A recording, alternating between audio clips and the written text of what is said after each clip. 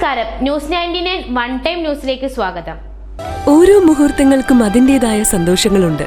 അതിൽ ചിലത് ഒരിക്കലും മറക്കാൻ പറ്റാത്തതും. Azad gold and diamonds, Thazhepalam, Tirur. വീട്ടിൽ ഒറ്റയ്ക്ക് താമസിച്ചിരുന്ന സ്ത്രീ മരണപ്പെട്ട നിലയിൽ കണ്ടെത്തി. കോഴിക്കോട് ജില്ലയിൽ റഹ്മാൻ ബസാർ ഭാഗത്ത് അയ്യപ്പൻ കണ്ടിപ്പറമ്പ് കഞ്ഞിപ്പുര വീട്ടിൽ 62 വയസ്സുള്ള മുന്താസ് ആണ് മരണപ്പെട്ടത്.